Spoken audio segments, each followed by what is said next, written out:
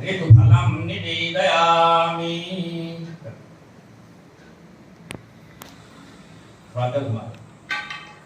आत्मनीय जलं समर्पयामि।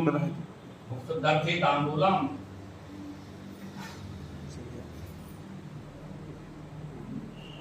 एक पत्ता कितनी और दूरता एक एक पत्ता 3 रुपए सड़ा हो जाओ उठेगा सब। अब क्या लॉन्ग लाइफ है। हाँ सब एक क्या सीधा करो पत्ता पत्ता सीधा करो। चाहे फल हो चाहे पुष्प हो चाहे पत्र हो जैसे पौधे से लगते हैं वैसे ही चढ़ाना चाहिए। केवल बेलपत्र शंकर जी को पलट के चढ़ाया जाता है और सब सारे के सारे सीधे चढ़ते हैं। पूगी फलम महादिव्यम नागवल्ली तरैरुतम ऐराचूर्णादि संयुक्तम तांबूलम प्रतिगृहताम मुक्षुद्धि तांबूलम समर्पयामि।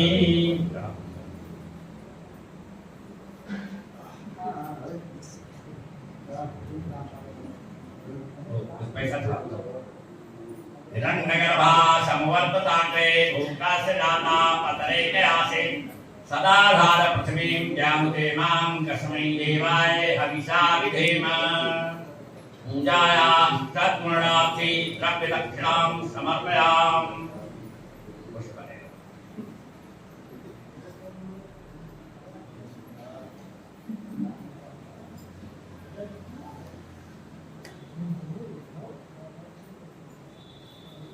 गुरुर्ब्रह्मा गुरुर्विष्णु गुरुर्देवो महेश्वरः गुरु साक्षात् परब्रह्म तस्मै श्री गुरवे नमः। शङ्खचक्रं सकिरीटकुण्डलं सपीतवस्त्रं सरसीरुहीक्षणं सहारवक्षस्थलकौस्तुभश्रियं नमामि विष्णुं शिरसा चतुर्भुजम्। त्वमेव माता च पिता त्वमेव बन्धुश्च सखा त्वमेव विद्या द्रविणं त्वमेव शरपं मम देवदेव। नानासुगन्ध पुष्पाणि यथा कालोद्भवानि च पुष्पाञ्जलिं मया दत्त गृहाण पुरुषोत्तमम्।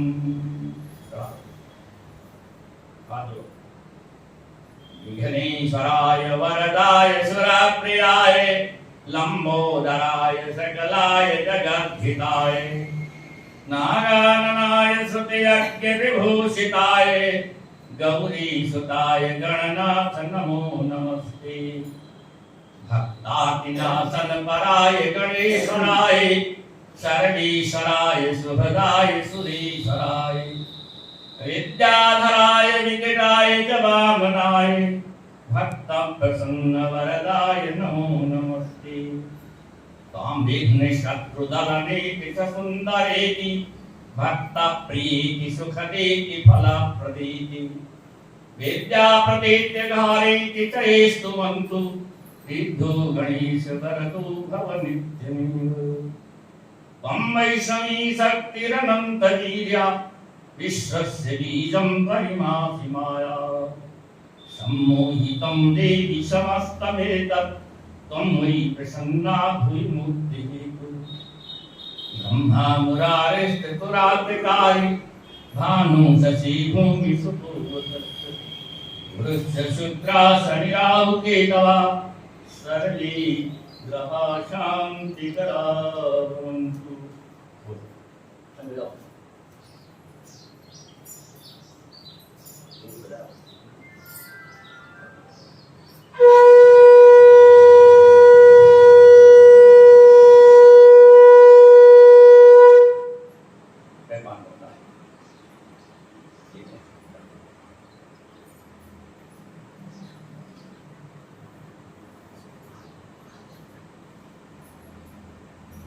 चले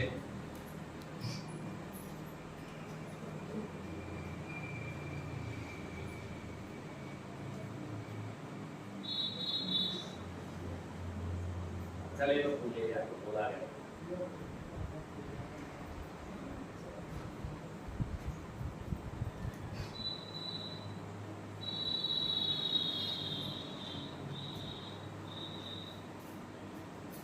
गुरु सत्यनारायण भगवान की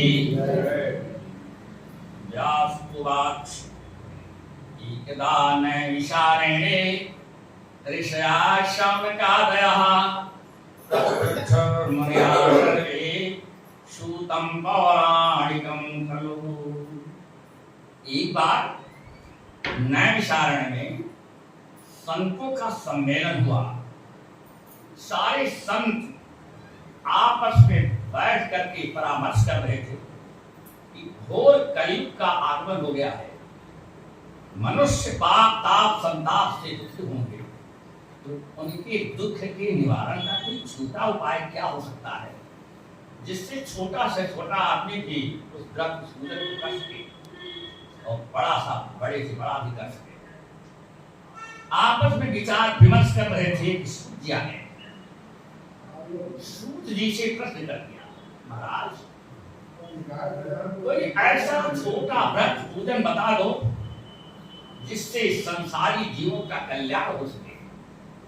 तो सूत जी ने कहा, नारदेनैव संपृष्टो भगवान कमलापति सुरसई तथा तथैवाः तच्छ्रुद्धं समाहिता। सूत जी ने कहा, ऋषियों जो प्रश्न आज आप लोग मुझसे कर रहे हो, यही प्रश्न एक बार नारद जी ने जाकर के भगवान विष्णु से किया था। तो सारे ऋषियों ने पूछा, महाराज नारद जी का क्या तात्पर्य था जो भगवान से जाकर के ये प्रश्न किए। हाँ, एकदा नारदो योगी परानुग्रह कांक्षया पर्यटन विविधान लोकान मर्त्यलोकमुपागतः। एक बार नारद जी तीनों लोकों में घूमते घूमते इस पृथ्वी लोक पर आ गए। ये पृथ्वी लोक जो है ये मृत्यु लोक है। यहाँ जो पैदा होता है वो मरता है, एक जैसा हमेशा नहीं रहता, इसीलिए इसका नाम है मृत्यु। तो यहाँ पर नारद जी आ गए तो क्या देखा उन्होंने, ततो दृष्ट्वा जनान् सर्वान् नाना क्लेशे समन्वितान्।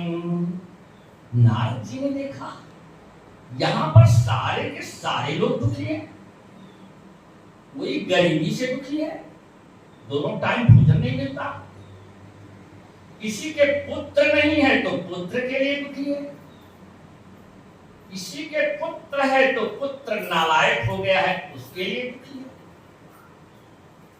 अगर किसी के पास सब कुछ है तो वो शरीर से दुखी है, शरीर में रोग आ गए तमाम।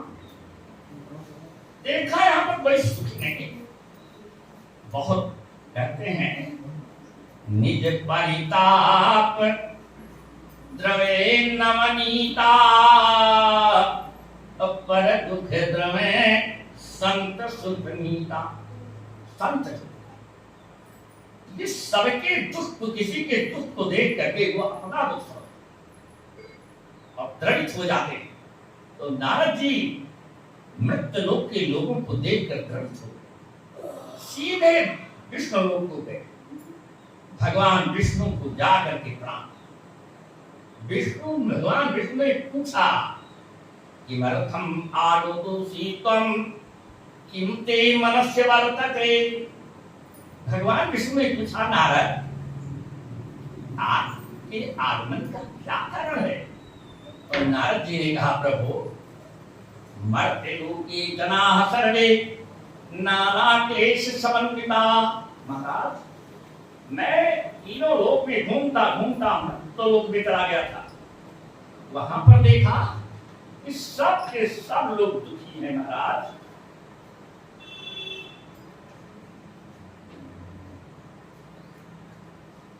उनके दुख के निवारण का कोई उपाय वो बता दो। भगवान बहुत प्रसन्न। भगवान ने कहा, नारद साधु पृष्ठम दयावश्च लोकानुग्रह कांक्षया। तुमने जो ये प्रश्न किया है ये अपने लिए नहीं किया, लोक के कल्याण के लिए, सबके लिए किया है। इसलिए हम तुमसे बहुत प्रसन्न हैं। भगवान ने कहा, नारद, व्रतमस्ति महत्पुण्यम स्वर्गे मर्ते च दुर्लभम। एक बहुत सुंदर व्रत बता रहा हूं जो स्वर्ग लोक और मृत्यु लोक में दुर्लभ है। तो स्नेहा मया पश्च प्रकाशाग्नि गुना। हे पुत्र नारद, तुम्हारे प्रेम को देख करके मैं उस व्रत को बता रहा हूं। महाराज, कौन सा व्रत है? का सत्यनारायण सेवम व्रतम सम्यक विधानतः कृत्वा सत्या सुखम भुक्ता परत्र मोक्षमाप्नुयात्। भगवान ने कहा, नारद, वो भगवान सत्यनारायण का व्रत है जिसके करने से मनुष्य इस लोक में सुख को प्राप्त करता ही है, अंत में उसे मोक्ष की प्राप्ति होती है।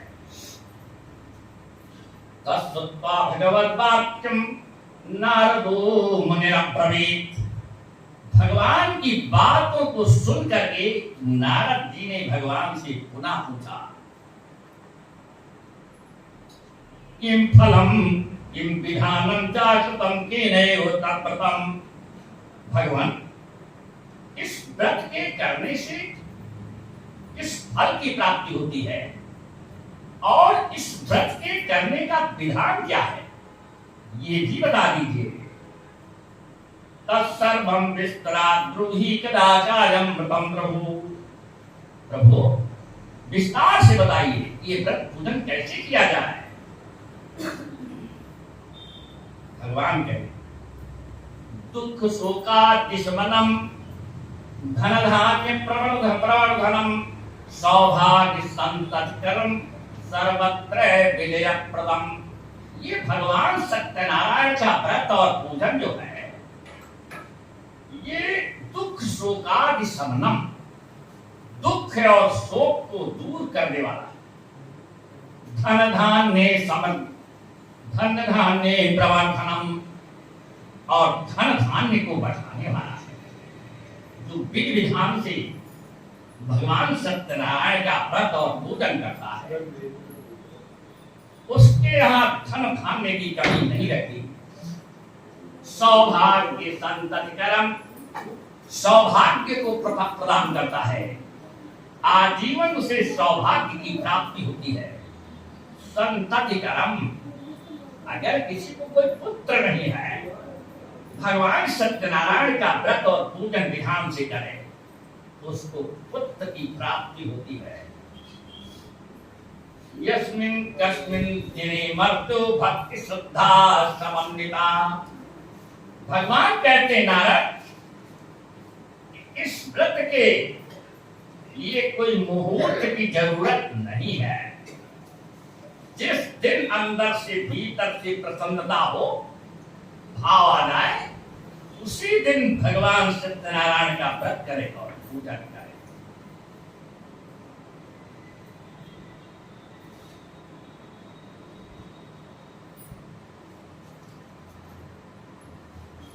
सत्यनारायणं देवं विरच्चैव दिशामुखे ब्राह्मणै बान्धवैः सहितो धर्मतत्परः। इस व्रत का ये विधान है कि जिस दिन सत्यनारायण भगवान का व्रत करना है, मनुष्य का स्वभाव है अधिक से अधिक झूठ बोलना। ये सत्यनारायण भगवान का व्रत है, उस दिन सत्य का व्रत करो। आज हम झूठ नहीं बोलेंगे और शाम को अपने भाई बंधुओं को इकट्ठा करें, विधि विधान से भगवान सत्यनारायण का पूजन करें, सुंदर चूर्ण बनावे। अभावी साल चूर्णम वा शर्करा वा गुणस्तथा। अगर पनीरी नहीं बना सकते तो मीठा प्रसाद ही तैयार कर दे। प्रसादम, इसके बाद दो धूमस्य चतुर्णकम अभावी साल चूर्णम वा शर्करा वा गुणस्तथा। समागम सर्वभक्षित भक्षाणी चाहे कि कृष्ण निवेदे, फिर सबको प्रसाद का वितरण करें। विप्राय दक्षिणाम दद्यात्साम श्रुत्वा जनैषाम, ब्राह्मण को दक्षिणा देकर के अपने भाई बंधुओं के साथ भगवान की कथा सुने। ततश्चा बंधवे साथम विप्राच्या प्रतिभोगे, इसके बाद अपने भाई बंधुओं के सहित ब्राह्मणों को प्रसादम भक्षयेत् भक्त्या गीतादिकं करें। उस दिन शाम को रात्र में वो कीर्तन और भजन करें। एवं कृते मनुष्याणां वाञ्छितसिद्धिर्भवेत्, ऐसा करने से भगवान कहते हैं मनुष्य के वांछित सिद्ध जो भी मन में होता है, वांछित फल की प्राप्ति होती है। विशेषता कलियुगे धूपायोष्टि भूतले, विशेष करके इस कलयुग में ये भगवान सत्यनारायण का व्रत और पूजन बहुत बड़ा फल देने वाला है। श्री स्कंद पुराणे रेवाखंडी सत्यनारायण प्रतिष्ठायाम प्रथमो अध्याय। बोलो सत्यनारायण भगवान की जय।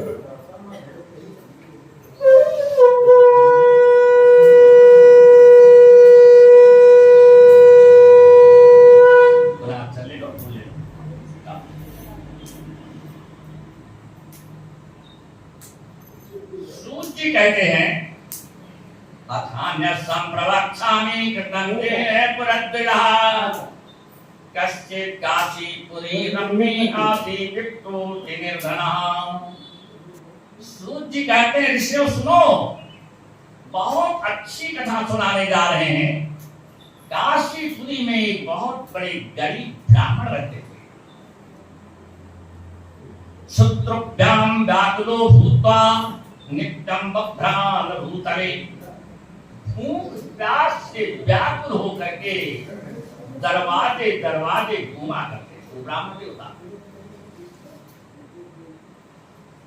दुखितम ब्राह्मणम दृष्ट्वा भगवान ब्राह्मण प्रियः, उस दुखी ब्राह्मण को देख करके भगवान को उस पर कृपा आ गई।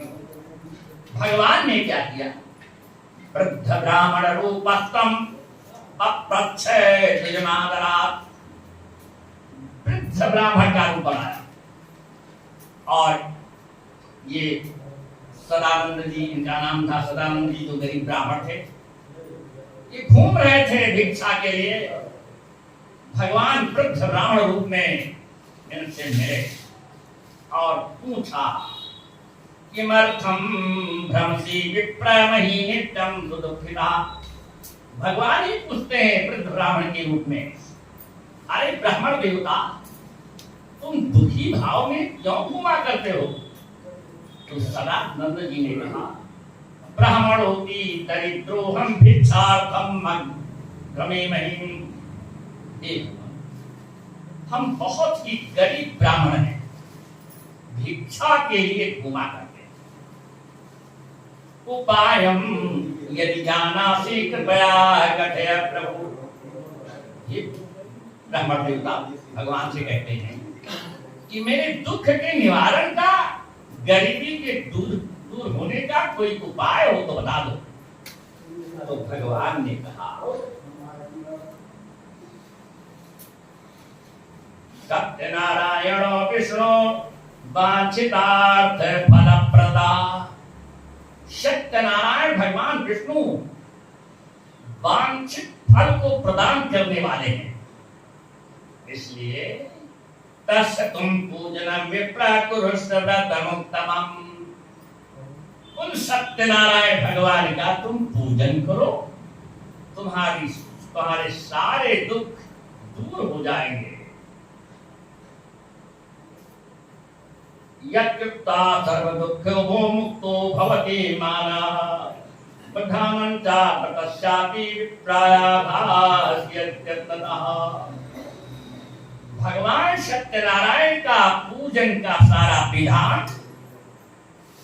वृद्ध ब्राह्मण रूप में भगवान ने उन ब्राह्मण को बता दिया।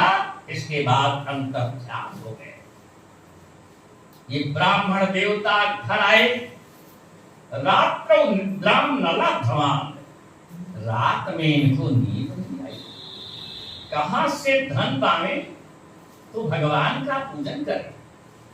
जब सुबह उठे तो मन में संकल्प किया, आज जितना भी धन भिक्षा में मिलेगा सब भगवान के पूजन में लगाऊंगा। इतना करके भिक्षा के लिए निकल पड़े। भगवान ने तो क्या देखा, उस दिन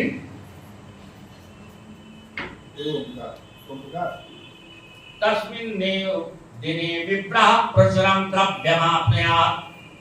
उस दिन उन ब्राह्मण को बहुत धन मिल गया, प्रचुर धन की प्राप्ति हो गई। जब बहुत धन मिल गया तो ततः प्रसन्न हृदयं सुपक्वं कदली फलं शर्कराघृतदुग्धं च गोधूमश्च तैकत्र सवादं चाक्रीत्वा सागृहं जगौ। जब बहुत धन मिल गया तो बाजार से समस्त पूजन की सामग्री खरीदी। सबसे पहले क्या खरीदा, तथा प्रसन्न हृदयं सुपक्वं कदली फलम, सुंदर पका हुआ केले का। भगवान सत्यनारायण के पूजन में केले के फल का बड़ा महात्मा दिया गया। तो सुंदर केले के फल खरीदे और पूजन की सारी सामग्री खरीद करके घर आए। प्रसन्न होकर के ब्राह्मण को बुला करके अपने भाई बंधुओं के समेत भगवान सत्यनारायण का पूजन किया। तद व्रतस्य प्रभावेन धनपुत्रान्वितो भवत्। उस व्रत के करने से सदानंद जी की सारी गरीबी दूर हो गई, सब प्रकार से सुखी हो गए। उनकी कुटिया राजमहल में बदल गई कुछ ही दिनों में। एक दिन की, सूत जी कहते हैं ऋषियों, एक दिन की बात सुनो। एक ब्राह्मण देवता भगवान सत्यनारायण का पूजन कर रहे थे। उसी समय एक लकड़ी बेचने वाला लकड़हारा, जो दिन में रोज लकड़ी जंगल से तोड़ता था फिर बाजार में बेचता था, उसी से अपने बच्चों का भरण पोषण करता था। जब दरवाजे पर पहुंचा तो देखा यहां अंदर भीड़ लगी है। तो ब्राह्मण देवता के दरवाजे पर ही वही काष्ठम संस्थापे विप्रस्थे गृहमादिनो, बाहर ही लकड़ी के बोझ को उतार दिया और ब्राह्मण पूजन हो रहा था, अंदर चला गया। जब देखा पूजन समाप्त हुआ तो उस लकड़हारे ने ब्राह्मण देवता से पूछा, महाराज ये कौन सा पूजन कर रहे थे? तो सदानंद जी ने कहा, ये लकड़हारे तुम तो जानते मैं कितना गरीब ब्राह्मण था, भिक्षा मांगकर अपने बाल बच्चों की परवरिश करता था। ये सत्यनारायण भगवान का पूजन है। इसी पूजन के करने से जो कुछ संपत्ति धन दौलत देख रहे हैं आप, इन्हीं की देन है। लकड़हारा हाथ जोड़कर ब्राह्मण के चरणों पर गिरा, ये ब्राह्मण देवता हम भी तो बहुत गरीब हैं, हमें भी बताओ, हम भी ये पूजन करेंगे। तो सदानंद जी ने उस लकड़हारे को सत्यनारायण भगवान के पूजन का पूरा प्रोग्राम बता दिया। लकड़हारा लकड़ी के बोझ को उठाया, अपने सिर पर रखा, मन पर मन में संकल्प किया, आज जितना भी धन इस लकड़ी के बेचने में मिलेगा वो सारा धन भगवान के पूजन में लगा दूंगा। आज मैं और मेरे बच्चे भूखे रहेंगे। उस दिन भगवान की, उस दिन वो धनियों की नगरी में बेचने के लिए चला गया। तब दिन ही काष्ठमूलम चा दुर्गुणम प्राप्त मानुषो, उस दिन जो लकड़ी का मूल्य था दुगना मिल गया। बहुत प्रसन्न हुआ। प्रसन्न होकर के बाजार से ही पूरा भगवान के पूजन की सामग्री खरीद करके घर लाया। अपने भाई बंधुओं को बटोर करके बड़े विधि विधान से भगवान का पूजन किया। तदपतस्य प्रभावेन धनपुत्रान्वितो भवत्। चाहते सत्य परम दिलो। जब तक वो लकड़हारा जिंदा था, हर अमावस हर पूर्णिमा को भगवान का पूजन करने लगा। उस पूजन से लकड़हारा भी सब प्रकार से सिद्ध हो गया। श्री स्कंद पुराणे देवाखंडी सत्यनारायण बोलो सत्यनारायण भगवान की जय। शंकर भगवान का है आगे जाओ प्रभु।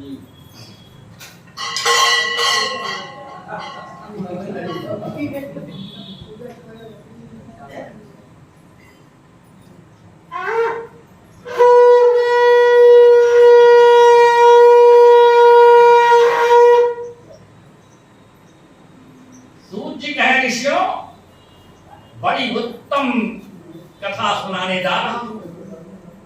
ये भगवान सत्यनारायण का पूजन, अगर किसी को पुत्र नहीं है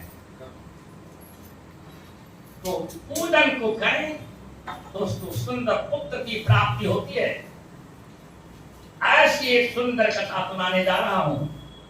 पुनरग्गे प्रवक्षामि क्षुणुद्धम्मो सत्तमः पुरातुल कामको नामान्वसीन महामति।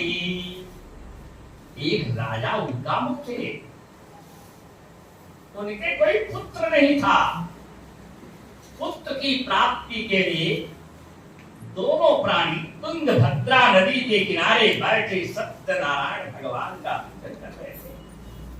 संजोग है उसी समय एकस्मिन्नन्तरे तत्र साधुरेकः समागतः। उसी समय एक साधु नाम का बढ़िया, जो नदी से व्यापार कर, नदियों से पहले व्यापार होता था। पहले जमाने में न ट्रेन थी, न बस थी, न सड़कें थी। नदियों के किनारे बड़े बड़े शहर बसे होते थे। नदियों के द्वारा नाव से ही, नाव के द्वारा व्यापार लोग करते थे। तो वहां पर पहुंचा तो साधु नाम का बनिया किनारे से नाव लगा दिया और राजा उल्कामुख के पास पहुंचा। देखा वो पूजन कर रहे थे दोनों प्राणी। पूजन समाप्त हुआ। साधु बनिया ने पूछा, आप ये कौन सा पूजन कर रहे थे? तो राजा उल्कामुख ने कहा, ये साधु बनिया, मेरे कोई पुत्र नहीं है। साधु बनिया ने पूछा, इमिदं पुरसे राजन भक्ति युक्तेन चेतसा प्रकाशम कुरुतः सर्वं श्रोतुमिच्छामि साम्प्रतम्। साधु बनिया ने पूछा, महाराज ये क्या कर रहे थे? राजा ने कहा, पूजनम कीर्ति साधु विष्णुर्तुलतेजसः। ये साधु बनिया, हम सत्यनारायण भगवान का पूजन कर रहे थे। आप क्यों कर रहे थे?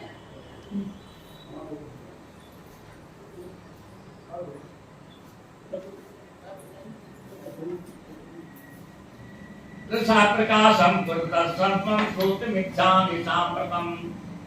का पूजनम कीर्ति साधु विष्णुर्तुलतेजसः प्रथम चातुर्भुज साधुं पुत्राप्ति कामया। राजा ने कहा, हे साधु बनिया, हमारे कोई लड़का नहीं। लड़के की प्राप्ति के लिए भगवान सत्यनारायण का पूजन कर रहा था। साधु बनिया ने कहा, अरे राजन, आप पुत्र की कामना को रखते हुए भगवान का पूजन कर रहे थे। मैं भी अपुत्र हूं, मेरे भी कोई संतान नहीं है। अगर हमको संतति ही प्राप्त हो जाए, कोई कन्या प्राप्त हो जाए, तब भी हम भगवान का पूजन करेंगे। हमें बताओ। सारा किसान जान। इसके बाद नाव को चलाकर अपने घर पहुंचा। अपनी पत्नी लीलावती से कहा, लीलावती से कहा, भाजा यही कहितम सर्वम प्रथम संततिदायकम। एक मैं बहुत सुंदर व्रत जान के आया हूं जो संतति को प्रदान करने वाला है। लीलावती बहुत प्रसन्न हुई। एकस्मिन् दिवसे तस्य भाजा लीलावती सती भक्तियुक्ता स आनन्दयुक्ता भगवद्धर्मपरायणा कर्मिणी साधवत् तस्य भाजा सत्यं साधता। भगवान की कृपा से तो लीलावती गर्भवती हो गई और 10वें मास में कन्या रत्न बनाई गई और 10वें महीने में सुंदर कन्या पैदा हुई। साधु कन्या बहुत प्रसन्न हुआ, धन किया, बाड़ी किया, बंटवारा किया, लेकिन भगवान का पूजन नहीं किया। लीलावती ने कहा, प्राणनाथ, आपने सत्यनारायण भगवान का पूजन नहीं किया। सात बनिया ने कहा, प्रिय, बहुत धन खर्च हो चुका है, विवाह समय तस्याः करिष्यामि व्रतं प्रिय। जब इस कन्या का विवाह करेंगे ना, उसी समय भगवान का पूजन करें। भगवान की कृपा, वो कन्या बड़ी तीव्र गति से बढ़ने लगी, जैसे चंद्रमा शुक्ल पक्ष का 14 दिन में ही बढ़कर पूर्ण हो जाता है, वैसे वो बेटी जैसे चंद्रमा कला कला बढ़ता है, ऐसे बेटी बढ़ने लगी। उसका नाम कलावती करके 14 वर्ष की हुई थी बालिका। एक दिन देखा सात बनिया ने, इस सखियों के बीच में मेरी बच्ची खेल रही है, ये तो बालिक हो गई, ये तो विवाह के योग्य हो गई, अब तो इसका विवाह करना चाहिए। सात बनिया ने दूतों को बुलाया, दूतों, जाओ मेरे बिरादरियों की नगरी कांचन नगर है, वहां चले जाओ, एक सुंदर बड़ी पुत्र ले आओ जो यहीं पर रहे, उसके साथ अपनी बेटिया का विवाह करो। पहले जमाने में, अब तो बाप और भाई ही लड़की का शादी ढूंढने जाते, पहले जमाने में पंडित और नाव ढूंढते थे, पास करके आओ विवाह हो जाता, लोग का आशीर्वाद मिल गया, सब हो जाता। अब जमाना कुछ और आगे जाने लगा है, अब मोबाइल से ही सब विवाह तय होता, नेट पे डालो, फोटो डालो, उधर डालो, सब हो गया। अब हमेशा समय समय पर हर चीज बदलती रहती है, तो उस समय ना ये दूत ही, नाऊ पंडित ही जाकर के विवाह लड़के को देखते थे। दूत से कहा, जाओ मेरे बिरादरियों की नगरी में कांचन नगर चले जाओ, बनिया का लड़का ले आओ। दूत गए, सुंदर एक बनिया का लड़का लेकर के आगे पहुंचे, देखा उस बच्चे को, देखा जब तथा काले ये तो निर्गम विशारदा,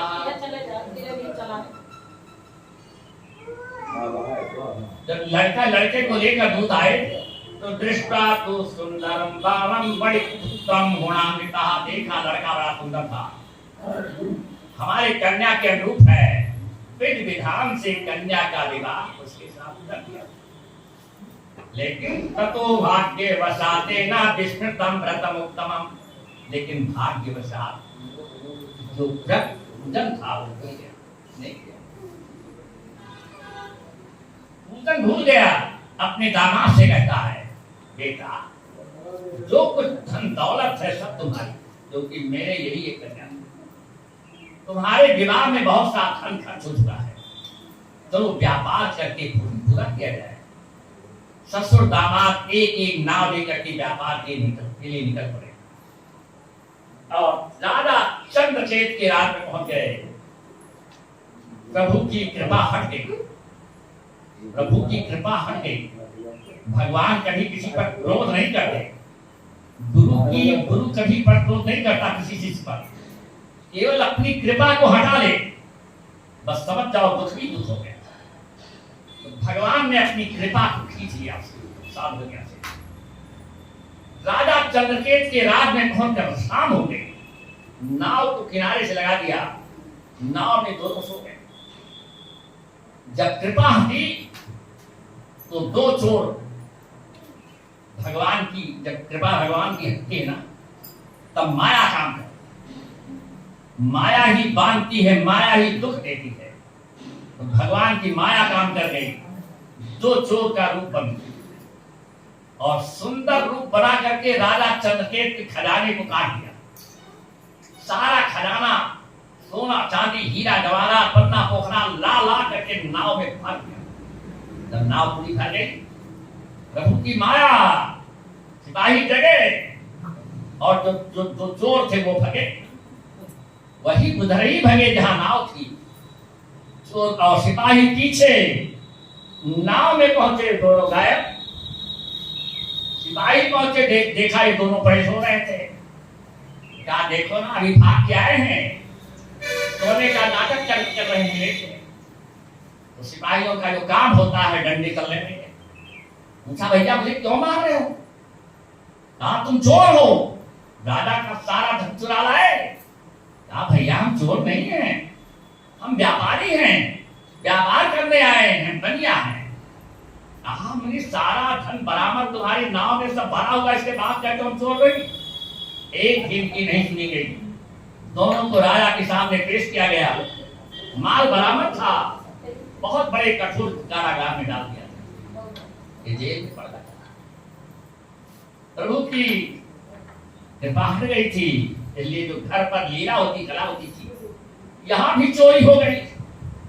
घर में कुछ नहीं बचा, कलावती लीलावती भिक्षा मांग कर खाने लगी। इतने नहीं, आधि व्याधि समायुक्ता क्षुब्ध पासादि दुःखता अन्न चिंता पराभूता बभ्रांता देहि।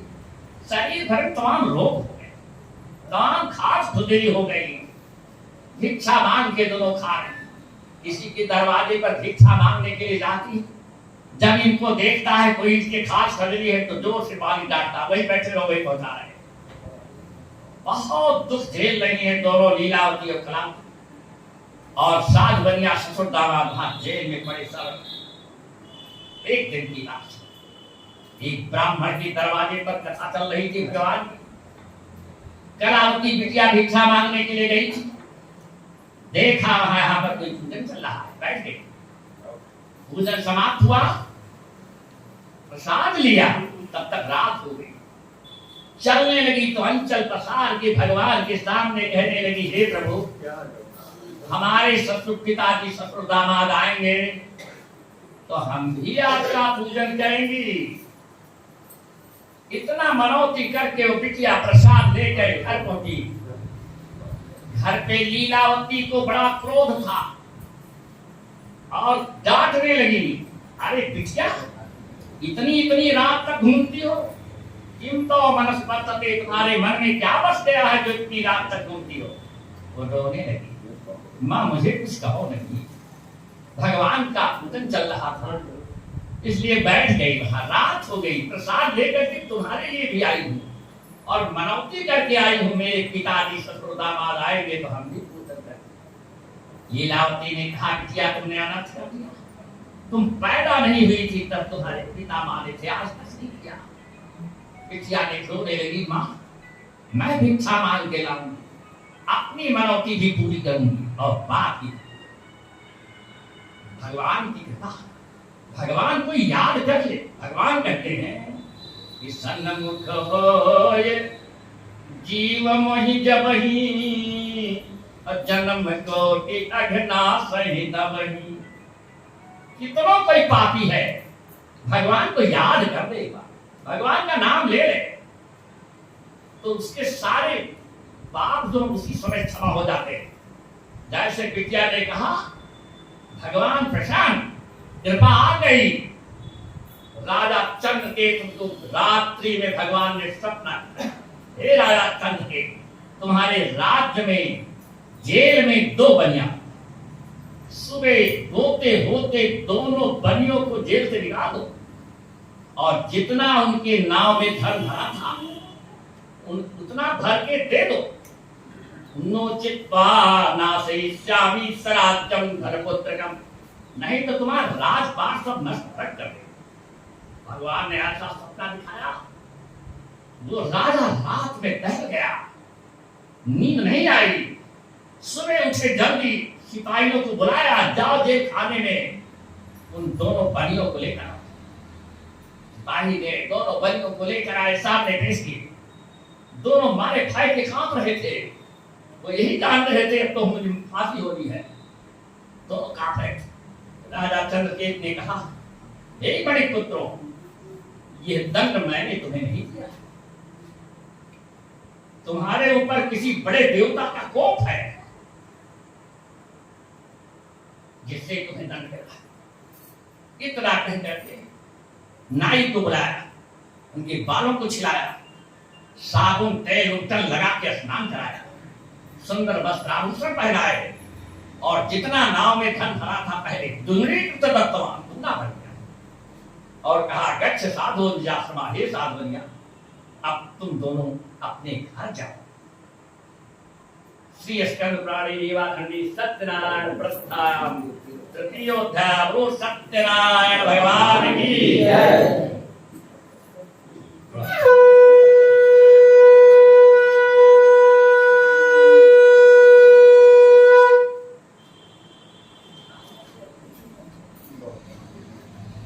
यात्रां तु कृतवान् साधुर् मंगलायन पूर्वकाम। अब साधु बन गया, नाव में धन पाकर दोनों चल दिए, बहुत प्रसन्न है। दामाद से कहता है साधु बनिया, बेटा जेल खाने में तो दुख भोगना पड़ा, लेकिन इतना धन तो हम लोग व्यापार करके न कमा पाते। बहुत प्रसन्न।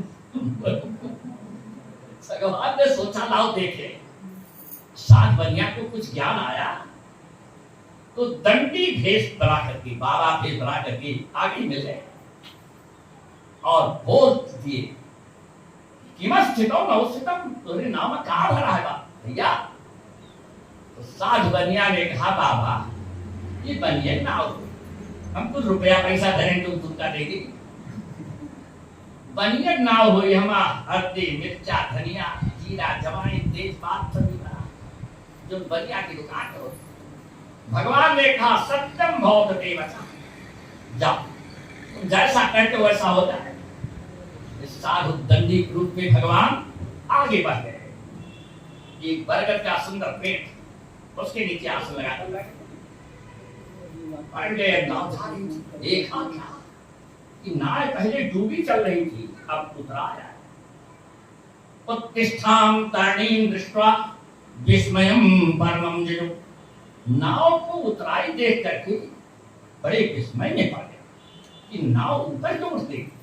पलट के देखने लगा तो उसमें देखा क्या, वही धनिया मिर्चा जीरा जवाइन देख पा रहा।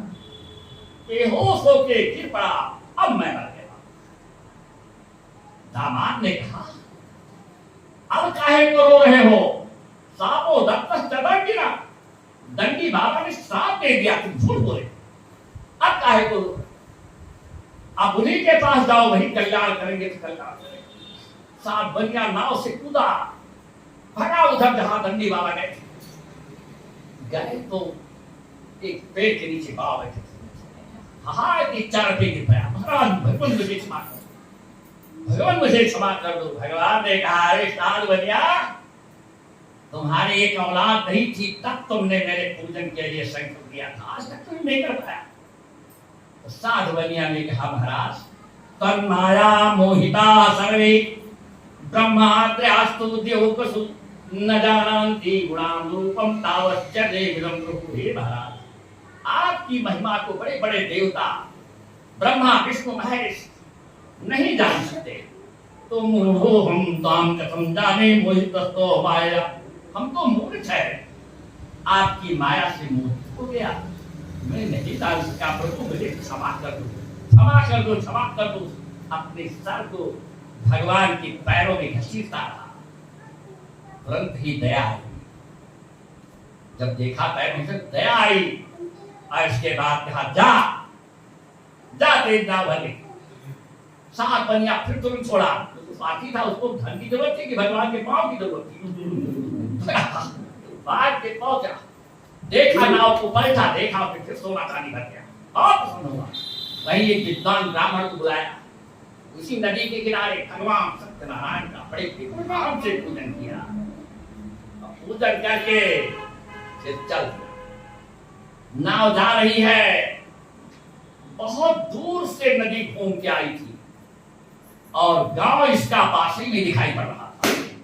दूर से कहा देखो ये मेरा गांव आ गया, तुम जाओ पहले बता दो कि साधु बनिया ससुर दामाद बहुत बड़ा धन कमा के आ गए। दूध गया, दरवाजे के बाहर ही बोलता है साधु बनिया ससुर दामाद बहुत धन कमा के आ गए हैं। जैसे बोला संयोग की बात है। ये कलावती बिटिया और लीलावती दोनों भगवान का पूजने क्रम। लीलावती ने जैसे सुना साथ बनिया आ गए, ससुर दामाद निकाल के पैंती रखा, बिटिया ये सब प्रसाद उसाद बटवा दियो, तुम्हारे बप्पा बहुत दिन के बाद आए, चलिए उनके हाल चाल ली। लीलावती बाहर निकली तब तक कलावती के मन में भी विचार उठा, ये हमारी महतारी बुढ़िया 60 साल के, इनको अपने पति के देखने के लिए इतनी व्याकुलता, मेरे तो पैर का रंग भी नहीं छूटा, हमको और पहले जाना चाहिए। बस वो धीरे से कलावती ने पैंती निकाला, हे पंडित बाबा अब सकटवा हुई गया है, पीपर से दवा बटवाए दो और हम चलिए अपने पिताजी बहुत दिन के बाद आए। तो भी चल दी, जैसे बाहर निकली देखा क्या, साथ बनिया की नाव आ रही थी और पीछे से दामाद की नाव थी, बीच धारा में दामाद की नाव डूब गई। लीलावती बड़े जोर से विलाप करके रोने चिल्लाने लगी, अब जिंदा रहकर हम क्या करेंगे, तो हमारे पतिदेव नहीं। दौड़ी हुई घर में खड़ाऊ लेकर के अपने पति की आई, या तो मैं नदी में डूब जाऊंगी और या सीता लगा के चल जाऊंगी। अपने पिता से कहती है साथ बनिया से मेरे लिए व्यवस्था करो चिता की और मैं सती हो जाऊंगी। साथ बनिया बहुत घबराया, एक पैर के बल खड़ा हुआ, ऐसे हाथ उठाया, हाय भगवान अब तो गलती है। ऊपर से आकाश बाड़ी, ए साथ बनिया कि तुम्हारी बिटिया हमारे प्रसाद के अपमान कैसे करिए, मेरा प्रसाद जाए, भेजो इसे घर और प्रसाद खा के आवे तो इसके पति की नाव आ जाए। साथ बनिया ने कहा, जोर डाटा रे बिटिया, भगवान का प्रसाद छोड़ के आई, जल्दी जाकर प्रसाद खा के आ। दौड़ी, वो भी सुन रही थी आकाशवाणी, गई वहां पर प्रसाद खाया, प्रसाद खा के आई तो क्या देखा, उसके पति की भी नाव आ गई, ससुर दामाद दोनों की नाव आ गई। बड़े प्रसन्न भाव से पुनः भगवान सत्यनारायण का पूजन किए और जब तक इस पृथ्वी पर जिंदा रहे हर अमावस हर पूर्णिमा को साध बनिया सत्यनारायण भगवान का पूजन करता था। इस लोके स्तंभोपाचरम के सत्यपुरम, इस लोक को भोगता हुआ अंत में सत्य लोक होता। श्री स्कंद पुराणे लीलाखंडी सत्यनारायण प्रथायाम चतुर्थोध्याय सत्यनारायण भगवान की जय।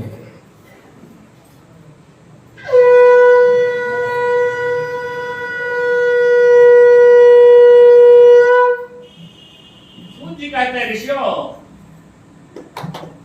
एक बड़ी सुंदर कथा सुनाने जा रहा हूं। कहीं पर भगवान का पूजन हो रहा, उधर से निकल पड़ो तो बिना प्रसाद लिए न जाओ, इतनी ही जरूरत। अगर प्रसाद को कोई त्याग देता है तो उसे महान कष्ट होता है। इस पर एक सुंदर कथा सुनाने जा रहा हूं। सूत जी कहते हैं, क्यों अथान्य संप्रवक्षामि शुणद्धं मुनि सत्तमः आसीत् पंगत धुराला प्रजापालम तत्परः। एक राजा पंगत बड़े धर्मात्मा थे, बड़े ही प्रजा पालक थे, लेकिन प्रसादम सत्यदेवस्य त्यक्ता तुभ्यमवापसा। एक बार उन्होंने भगवान सत्यनारायण के प्रसाद को छोड़ दिया था, जिससे महान कष्ट उसको झेलना पड़ा। ऋषियों ने पूछा, महाराज राजा तुंगध्वज ने भगवान के प्रसाद का परित्याग कैसे किया, क्यों किया? तो सूत जी कहते हैं, ऋषियों एक दासा वनम गत्वा हत्वा बहुविधान प्रसून। एक बार राजा तुंगध्वज जंगल में शिकार खेलने के लिए बहुत जीवों की हत्या कर दी। जीवों की हत्या होते ही मन में सारे विकार सारे पाप आ जाते हैं। और वो तो राजा था, वो तो शिकार के लिए गया था, बहुत से जीवों को मार डाला। हम लोग राजा तो नहीं, गुरुदेव जी के शरण में हैं, लेकिन हम लोगों को भी जागरूक रहना चाहिए। हम लोगों के द्वारा किसी जीव की हत्या न हो जाए, किसी जीव को कष्ट न हो जाए। इसीलिए कहते हैं भगवान ने सुंदर आंख बनाई है, दृष्टपूतम नसेत पादम, आंख से देखो तो पैर आगे रखो। कोई जीव पैर के नीचे पड़ के मर न जाए। ऐसे जीवों की हत्या। मन में कोई पाप ना आ जाए, बड़ा उत्तम समाचार है। कोई भी काम करने जा रहे हो, मन में सुंदर विचार रखो। देख लो कोई पाप तो मुझसे नहीं होने जा रहा है, कोई गलत कार्य तो मुझसे नहीं होने जा रहा है। जिस समय कोई गलत कार्य मन में सोच लिया जाता है, जिस समय किसी जीव की हत्या अपने से हो जाती है, जिस समय कोई पाप हो जाता है, उसी समय बुद्धि भ्रष्ट हो। राजा चंद्रध्वज जंगल में शिकार करके लौटे, भूख प्यास से व्याकुल थे। सुंदर एक बरगद का पेड़ लगा, उसी के नीचे बैठ करके उसकी छाया का लाभ लिया। उसी समय उसी के पास ही ग्वाल बालों के गौओं की गौड़ी थी, वहीं पर ग्वाल बाल सब बेचारे बैठे भगवान सत्यनारायण का पूजन कर रहे थे। गाल बाल लोग बैठे, हमने पूछा कि लिखने आए नहीं, सही थे अपने भाग कर रहे, तो बड़े भाव से वो पूजन कर रहे थे। लेकिन जो हत्या जीव की हुई थी उनसे, जो उनसे पाप हो गया था, तो न दृष्ट तो क्या देखा, न गप्पा न नमांसा। भगवान की बगल में पूजा हो रही है, न तो वहां तक गए और न मस्तक ही झुकाया। फिर भी बार बार उन्हें देखा, ये हमारे राजा हैं। सुंदर द्वनकों में प्रसाद लगा लगा करके राजा के सामने लाकर रख दिया। राजा ने प्रसाद को देखा, मन में विचार आया, देखिए पाप कैसे काम करता है। विचार आया, ये ग्वाले महीनों नहीं नहाते, इनकी ग्वालिनियां और गंदी होती, उनके द्वारा बना प्रसाद ये साफ नहीं होता। घृणा आ गई, प्रसाद नहीं खाया, वहां से उसके चल। कथा आती है, उसी पेड़ पर एक प्रेत रहता था, उसने देखा सुंदर प्रसाद नीचे उतरा, प्रसाद को खाया। खाते खाते उसके जितनी पाप ताप संताप से सब नष्ट हो गए। भगवान के प्रसाद का ये महात्म होगा।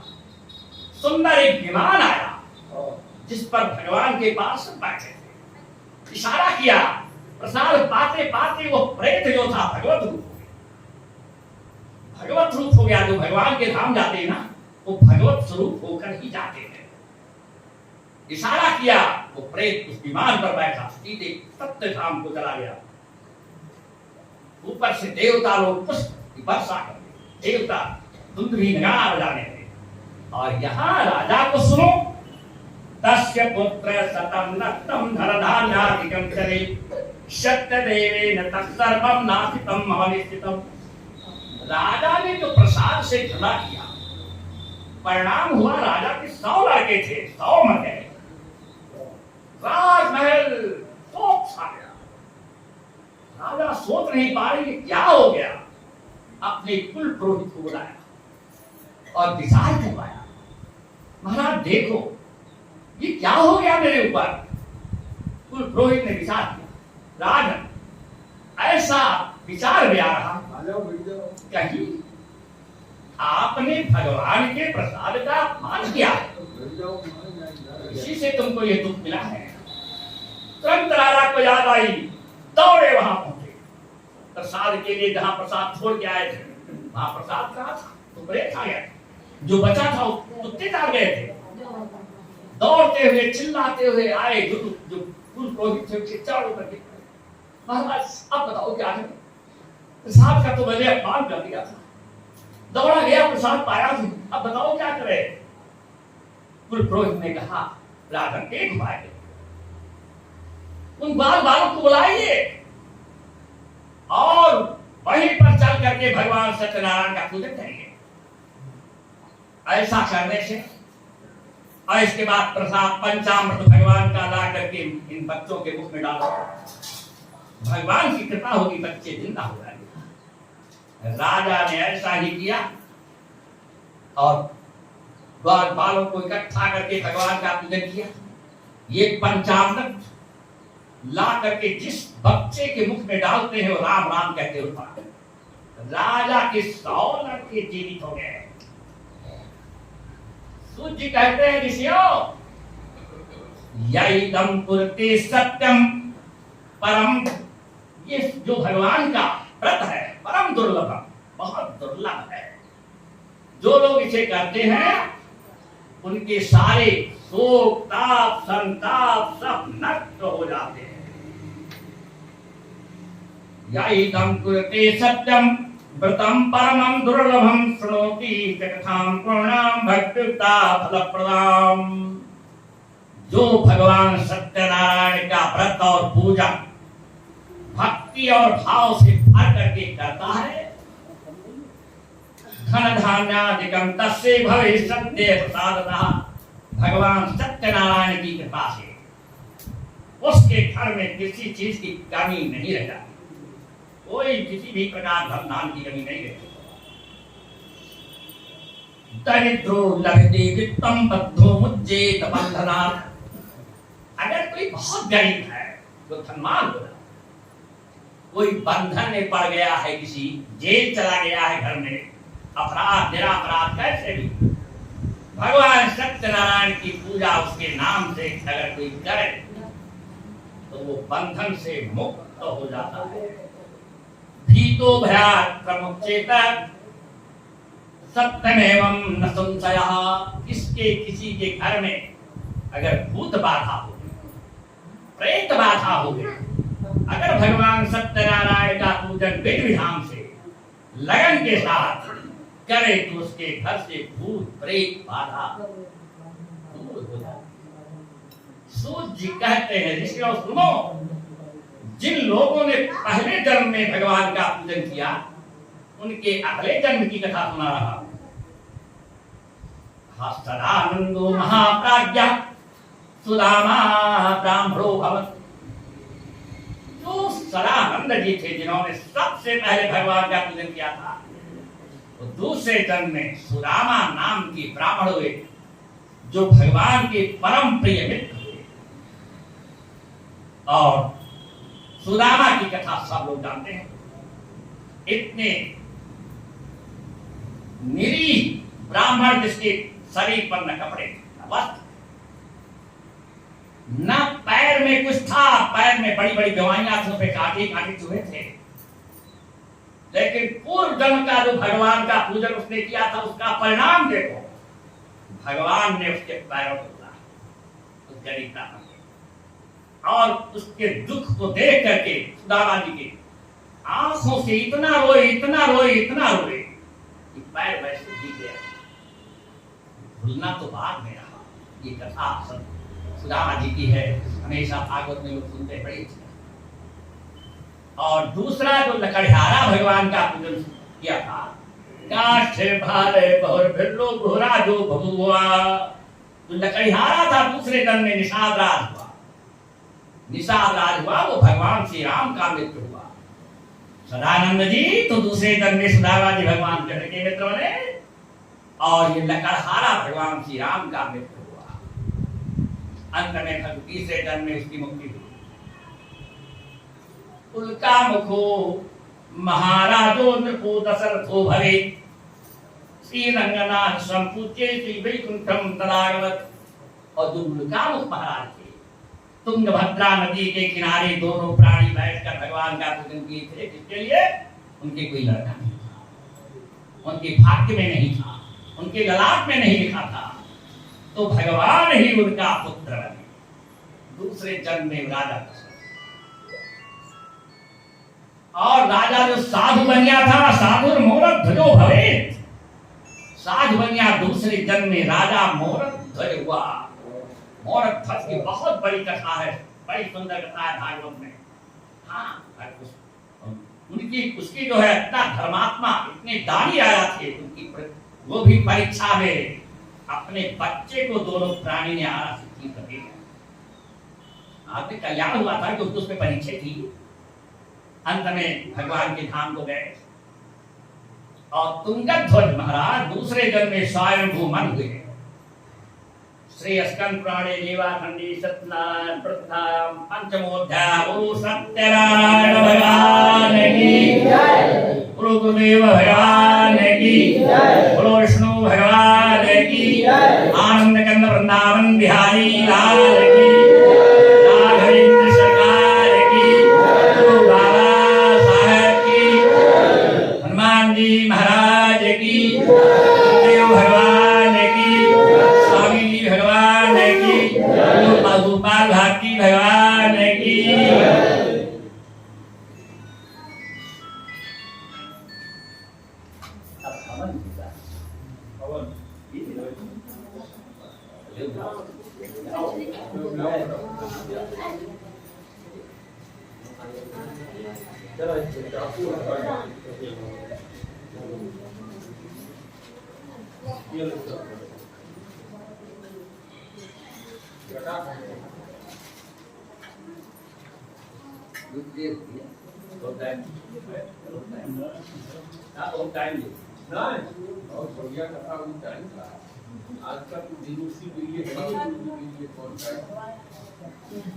और देव का प्रसाद और